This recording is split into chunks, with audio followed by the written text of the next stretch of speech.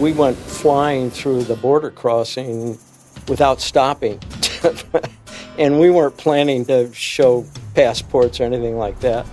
There were border guards there with guns and rifles, and you just blew right by them, chasing that balloon. It got pretty far into Mexico. I had visions of landing up in some jail in Tijuana or someplace like that.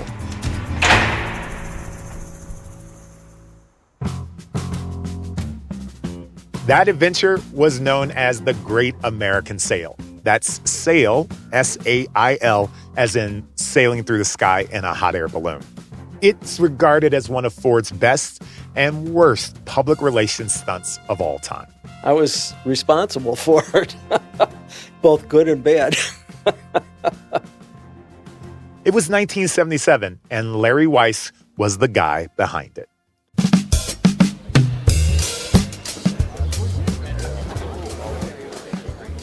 The idea was to set a continental Guinness Book of World Records hot air balloon trip in terms of speed. I want you to imagine this. The balloon was shaped like a giant light bulb, and the flame inside made it light up. And it was tied to Ford's slogan, Ford has a better idea. The balloon was like a light bulb coming on over someone's head. And it was our job to follow that balloon, track it, and be ready to scoop him up.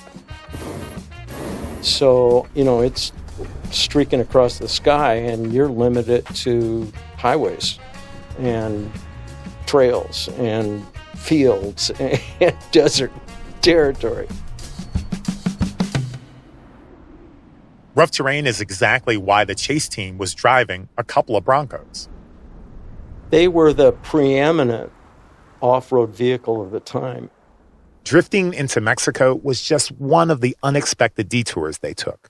The one misfortune was that nobody bothered to tell Mr. Ford what was going on.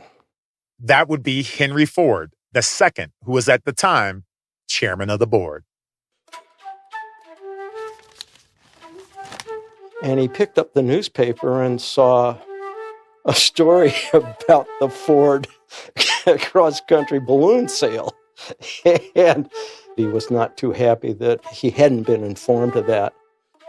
So at that point, there was a blanket thrown over any further publicity that could be generated.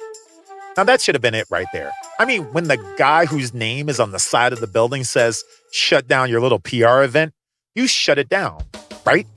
No, we didn't stop the trip. No, we kept going. But we stopped arranging interviews at dealerships along the way, cut off communications with the Associated Press. It became an exercise in persistence. Despite the obstacles, they kept pushing forward. We crossed through a section of Mississippi, and there were some bootleggers who started shooting at the balloon because they thought we were the feds. Spying on their moonshine operations. The balloon passed by safely, eventually landing in Florida, more or less as planned. It landed in Daytona Beach at the start of the Daytona 500 race. And they even notched a new world record.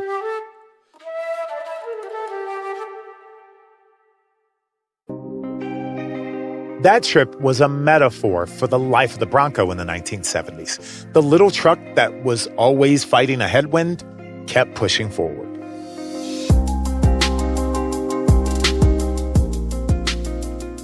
I'm Sonari Glenton, and this is Bring Back Bronco, the Untold Story. Now, I was a kid in the late 70s, and at the time, roller skating was a very big thing. And not, your cool rollerblades that are inline. Those came a lot later. I'm talking the clunky ones, bowling shoes with 4 big wheels bolted to the bottom. That's how we look smooth. But what I remember most about going roller skating isn't exactly the roller rinks. It was getting there in the first place. You see, the folks across the street, Joan and David Smith, they were my mom's best friends. And basically, they were my unofficial aunt and uncle. They would drive me and their own kids every Saturday after lunch. I remember those drives because they were in David's Bronco. And it was a giant one. It was dark green, not forest green, and not really olive green. I found out while making this podcast that it was actually called estate green. Now, we would all pile in the back, laughing and goofing around. But then there was this one spot on Lakeshore Drive where we'd all kind of get quiet. David would speed up just a little bit as we were going down the hill. And then at the bottom, there was a little dip and a bump. And sitting in the back seat, or the way back, we would all be airborne, like 6 kids lifted in the air. We were like astronauts in a zero-G flight. It was amazing. That moment is what I like to think about when I hear the name Bronco. But unfortunately, not every bump in the road is that much fun. This is Chapter 2, Cracks in the Pavement. It's the call of the wild. Ford Bronco. With a heritage of proven dependability, A do-anything workhorse. It's a brand new kick. perfect for those off-road ups and downs. V6 power no competitor can touch. You're ahead in a Ford Bronco. I really like crime procedurals, so that's the way I'm tackling this podcast. Like a detective trying to solve a mystery. It's a murder case, well, kinda. You see, the victim is the Ford Bronco. It was removed from production in 1996. But why? Well, let's go back to the first sign of trouble, 1967.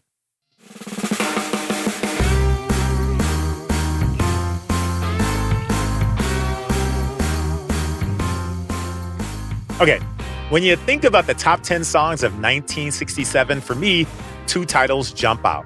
One by the Turtles and one by the Doors. You know, So Happy Together. Happy Together describes the way the world was. And Light My Fire, well, in Detroit, the match was about to be lit. So the car companies are still going like there's no tomorrow. They think roads wide open, sunshiny skies, we're going to take on the world. That's Bailey Sissoy Moore. She's my Detroit history expert. We have got huge economies. We've got tycoons of industry. We have got car brands being born, coming out, new nameplates, new dreams, new aspiring labels. By this time, the Bronco has been on the market for 18 months, and everything appears to be trending in the right direction. But that unstoppable optimism that Detroit's auto industry is basking in, that economic and social boom that the Bronco is surfing on, is about to get a punch right to the gut. So as this is sort of happening, we have the Vietnam War. We have conflict over uneven drafting numbers. African Americans traditionally drafted at a much higher percentage than white Americans. It was systemic racism for a very long time, keeping African Americans out of certain neighborhoods, keeping them out of certain suburban cities. It was pay differentials, African Americans being paid less than white Americans. You had this real sort of understanding that things weren't fair and no one was doing anything about it.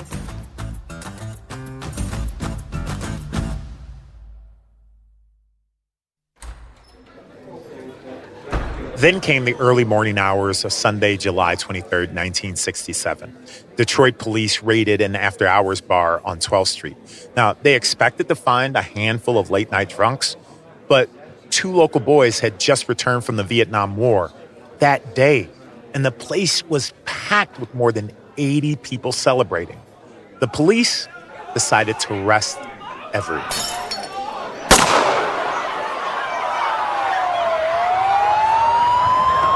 It started out as a fight between residents and police, but very quickly turned into a citywide riot. A curfew was imposed, the sale of alcohol was banned, and the National Guard was called in.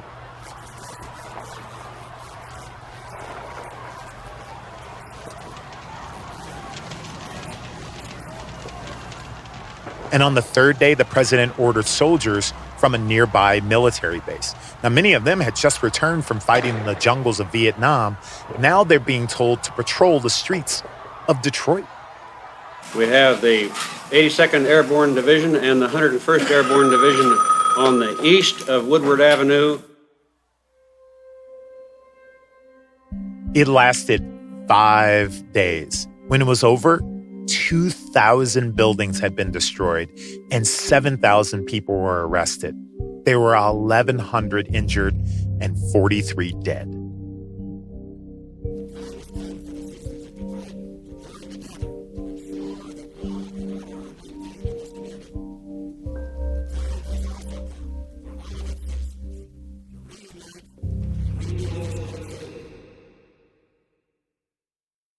But they didn't unite.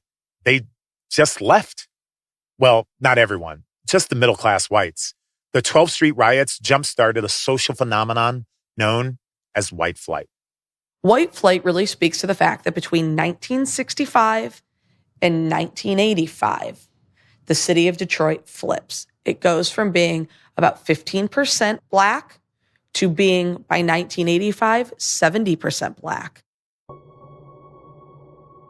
In 1968 alone, 80,000 people moved from downtown to the suburbs. And suddenly the population in the suburbs is bigger than the population in the city. Without the taxes to support the schools, and the problem becomes endemic because if you can't get your kids a good education, you're going to move somewhere you can. And with you goes your tax dollars, which means the kids left in the city, their education is getting worse. It was the start of a cycle that ripped the heart from Detroit. Less than a decade removed from being one of the greatest cities in the world, it was now a burnt-out shell. So there's your history lesson. So now what does that have to do with the Bronco? Well, this.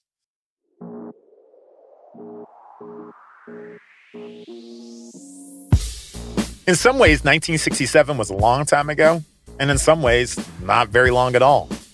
I live now in West Hollywood, and a couple of days ago, I was out for a walk, and just 2.5 blocks from my house, I saw a Bronco. It was Gen 1, 1967 model, actually. And it would have been built like all Broncos at the Michigan Assembly Plant in Wayne. That's about 25 minutes from where the 12th Street uprisings began. So the guys that built that car would have been right in the middle of that riot. But here's where the story takes a weird turn. It was such a good-looking, quintessential classic Bronco that I took a photo and posted it on my Instagram. And you know how Instagram works. I post a photo of a Bronco, and the next day I get suggestions to follow other people posting Bronco photos, including, and this was the highlight of my day, Broncos of Iceland. Now, I've seen Broncos in Malibu and Broncos in Michigan and Broncos in Mississippi. And heck, there's a lot of Broncos in East Tennessee. But Iceland? But there it was, 150 Broncos driving past frozen lakes and hot springs and volcanoes. So I posted a few comments, and the next thing you know, I'm on the phone with Oscar Samuelsson. Hey, I'm fine, thank you. So this is his story.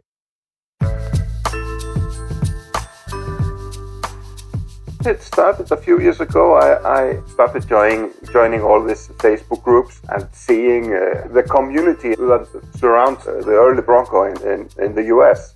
And it kind of woke me up to let them know that in Iceland we have thousands of Broncos. Ford actually has a very long history in Iceland. In 1926, a man named Svelton Adelson came to the country for a visit, fell in love, and stayed. Now, since Felton was from Detroit, he did what came naturally. He sold cars. That was the first Ford dealership in Iceland. 40 years later, that dealership debuted Ford's newest product. They started selling Broncos as soon as they came off the product line. And in newspapers here in Iceland, 1965, we saw lots of ads for the Bronco. At the time, Iceland had barely 200,000 people, so it wasn't a prime target for international distribution plans. Until 1967. You see, when the Bronco was launched in 1966, they sold 23,000 of them. The next year, sales fell to just 14,000. That's a 40% drop. So Ford had a bunch of extra Broncos and needed something to do with them. Now, I can imagine a conversation between two Ford execs that goes like, hey, we've got a bunch of Ford Broncos we can't sell. What should we do with them? Gee, I don't know. How about we put them on a boat and ship them to Iceland? Okay, sure. Okay, maybe it didn't go exactly that way, but regardless, in the face of these lagging sales, they found a solution. Ship them to Iceland. And it wasn't just a one-year thing either. The dealership sold 5,000 to 8,000 Broncos during that time period, 66 to 77. And despite the harsh conditions, they persevered. I can drive here in Reykjavik. I can drive for 10 minutes and I can see 5-6 Broncos. Okay, and here I am in Hollywood getting excited when I see one. The Iceland affair will tell you something about the way Ford viewed the Bronco. When sales were soft, they didn't discontinue the product. They went and found a new market. The same resilience or persistence that Larry Weiss showed with the hot air balloon stunt was being displayed by the people in charge of the brand. But if it wasn't a dip in sales that killed it, what was it?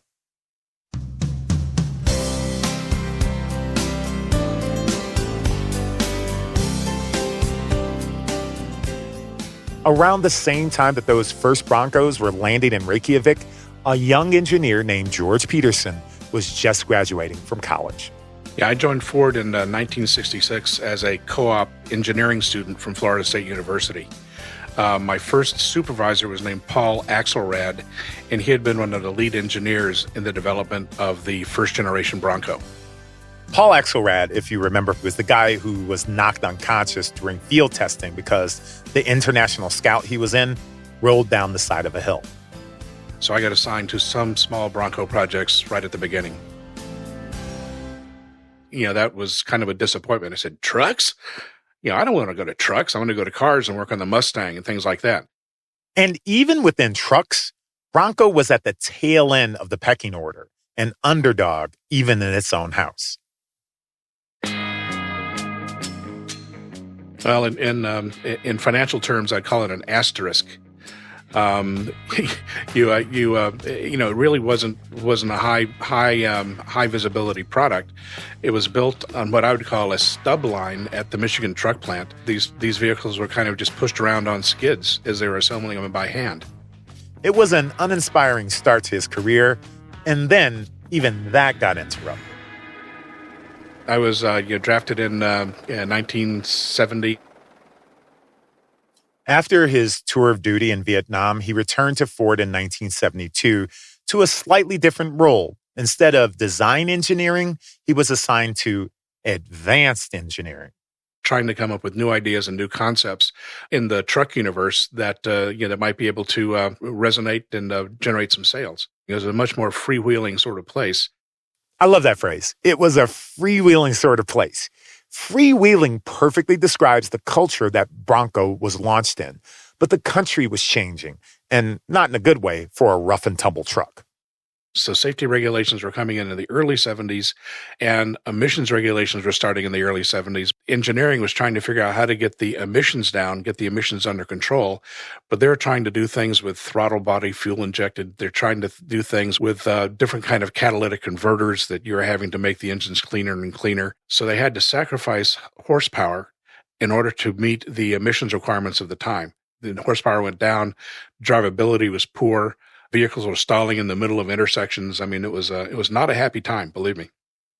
I think it's going to end with everybody changing their habits. Just start working now, otherwise we won't have time. We're going to be out of oil within a few years. It was announced today that gasless Sundays will go into effect as of next month.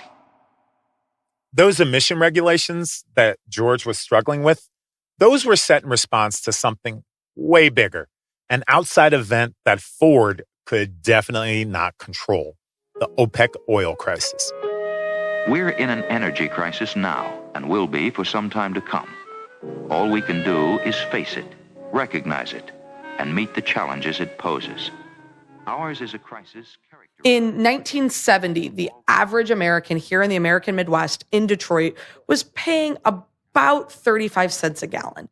That's Bailey Sasoy Moore again, our friendly neighborhood Detroit history expert. If you throw that in an inflation calculator, that's about $1.72 per gallon, today's money, 2020.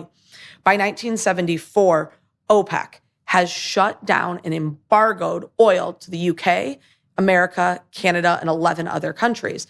Remember Econ 101? When supplies go down, prices go up. So by 1974, we're up to 55 cents a gallon, or in today's money, $2.53 a gallon. But they still have to commute into work. They still have to get the kids to school. So that budget has to strain to support it. So you see people cutting their food expenses. You see people cutting their entertainment expenses. And you see the automotive companies start thinking, hold on.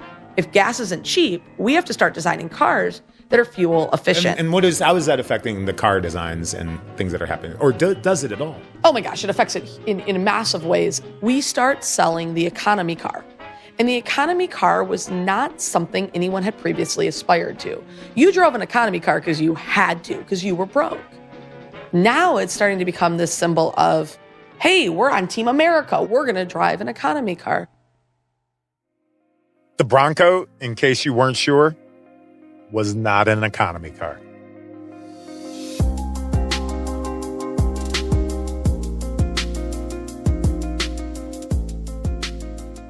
Here's a truism that my dad used to tell me as a kid.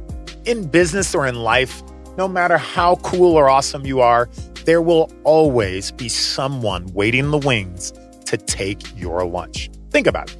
Coke, Pepsi, Budweiser, Miller, DC Comics, Marvel, the Beatles, the Rolling Stones. But you get the point. There's always going to be a new kid on the block, especially for global car makers. As if a gas crisis, riots in the street, new government regulations weren't enough, now the Bronco has a direct challenger.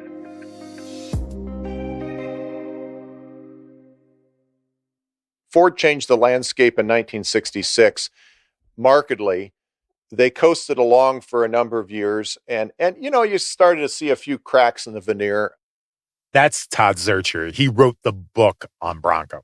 Vehicles were becoming a little nicer through the 60s, of course, a few more creature comforts. And after 4 or 5 years, people started saying, well, the steering's kind of vague and the brakes aren't that great.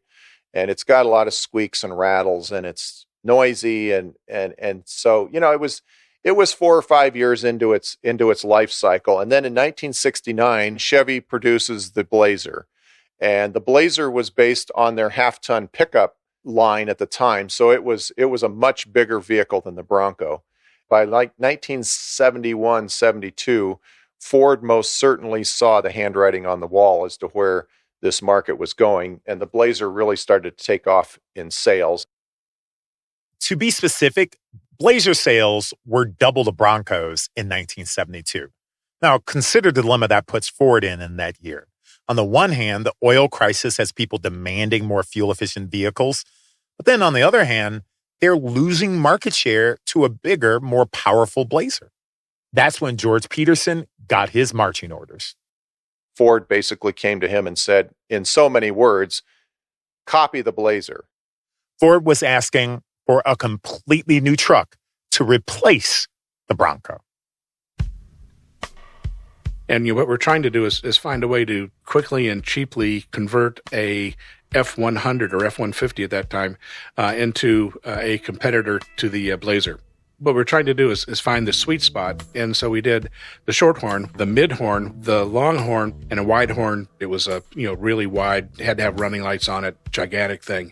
Now they built prototypes of all four. Of those, the short horn showed the most promise.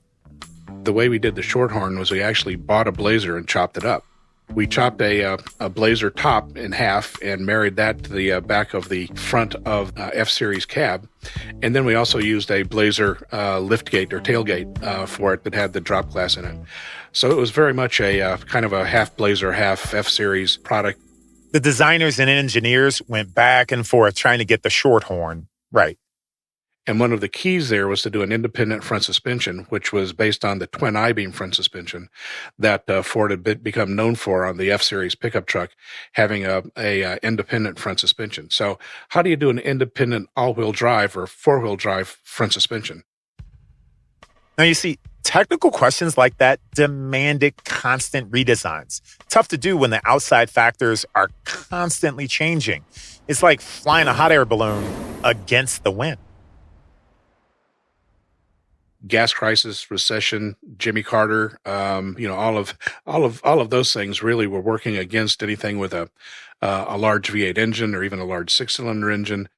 And all this time, the original Bronco was still in production. Ford had originally planned when they came and said, make something like the Chevy Blazer, their intentions were to come out for 1974.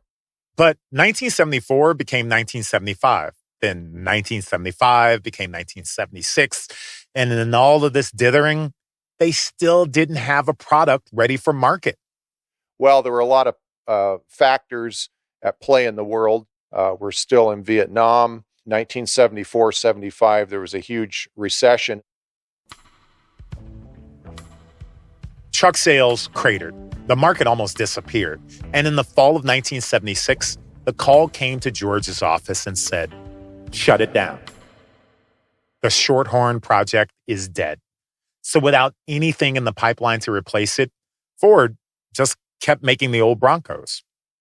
The little SUV that could took some shots from the global economy, the federal government, and from Chevrolet, of course. But it just kept rolling, which brings me back to that first question. What killed the Bronco? Next on the list of suspects, complacency.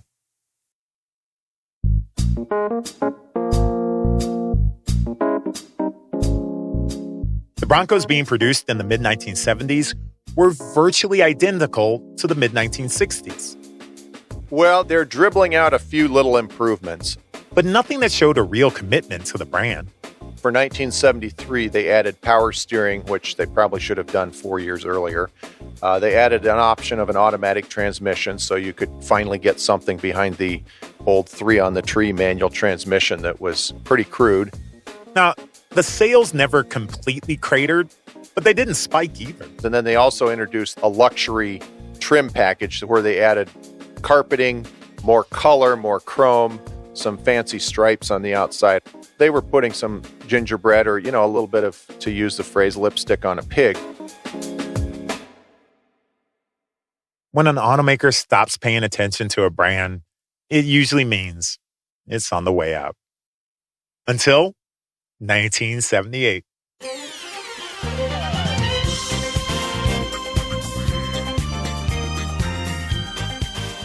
The half F-150, half Blazer that was codenamed Shorthorn never made it to the dealership lot. But it wasn't really a wasted exercise. Ford put everything they learned from it into the new Bronco. So in 1978, those Broncos were finally based on the Ford pickup series. So it basically looked like a Ford F-100 or a Ford F-150 with the back cut off and a fiberglass roof put on it. This was not a subtle change. This wasn't new lipstick and eyeshadow. This was full reconstructive surgery. The new Bronco was a completely different beast. It was a lot wider, it was a lot longer, it was taller, it was heavier. All the things that consumers were demanding. You got larger engines, so you had more power. It was wider, so you had more stability, better steering. It handled on the highway like a modern car. You could get to your destination and not be worn out because you've been driving for 3 hours in this noisy, boxy Bronco. It had air conditioning for the first time. It had you could get cruise control, a tilt steering wheel, much more comfortable seats. Of course, it was better insulated, so it was quieter. So it really drove like a modern vehicle for the first time. This modern vehicle attracted modern customers. They still promoted the outdoor lifestyle and so on, but it became much more of a suburban vehicle because it was so much more comfortable, and people were using them much more as daily drivers and may have been their primary vehicle for their family. That new group of customers, families, was way bigger than the off-road crowd. Production in 1977 was about 30,000 units, and in 1978 it jumped to 77,000 units, and then in 1979 it jumped to 109,000 units a year. We've all been here, right? When your favorite indie band that's always had a cult following suddenly changes their style and now they're a hit on the Billboard charts. 79 was the only year that the Bronco sold over 100,000 units, so that's huge. That's huge. And it was a home run for Ford.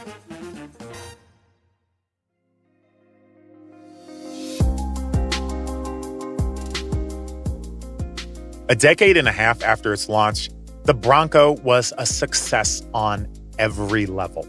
They had finally built a rugged off-road vehicle you could also drive to the opera, and it was selling in record numbers. The question is, did it take too long to get there? Did those internal delays ultimately lead to the end of the Bronco? Or was it the events of June 17th, 1994? Lightning fast and bizarre developments tonight in the O.J. Simpson story.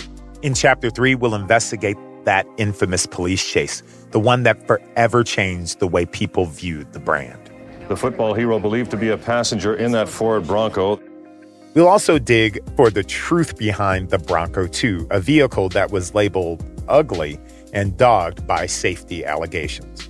That's next on Bring Back Bronco, the Untold Story. I'm Sonari Glinton.